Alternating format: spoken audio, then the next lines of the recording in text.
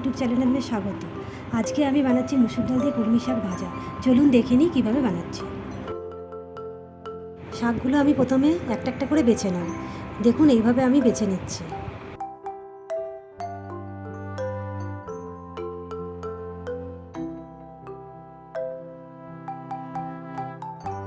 শাকগুলো আমার বাছা হয়ে গেছে, এবারে কুচি কুচি করে কেটে নেব।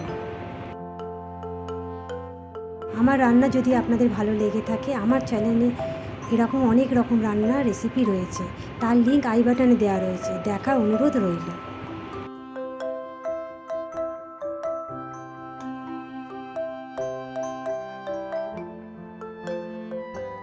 দেখুন আমার শাকগুলো কুচি কুচি করে কাটা হয়ে গেছে।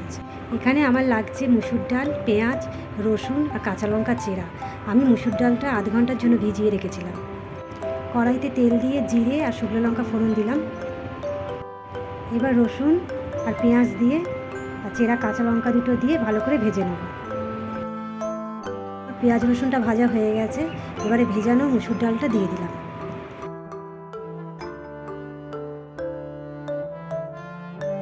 এবারে নুন হলুদ অল্প পরিমাণে চিনি দিয়ে ভালো করে নেড়ে নেব।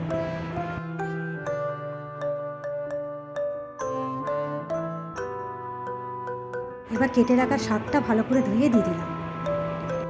এবারে ভালো করে নেড়ে নিতে হবে। শাকের মধ্যে আমি আলাদাভাবে জল দেবো না, মুসুর ডালটা ভেজানো ছিল, সেই জলেই সেদ্ধ হয়ে যাবে।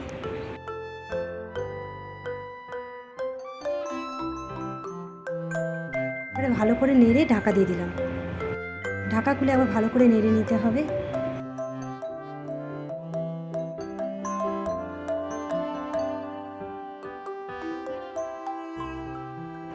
এবারে নেড়ে নামিয়ে নিলেই আমার মুসুর ডাল দিয়ে কলমি শাক ভাজা রেডি। দেখুন আমার ডালগুলো ভালো মতো সেদ্ধ হয়ে গেছে। কলমি শাক ভাজা আপনারা সবাই করেছেন, এইভাবে মুসুর ডাল দিয়ে কলমি শাক ভাজা করে দেখবেন কেমন লাগছে, ও কমেন্টে অবশ্যই আমাকে জানাবেন।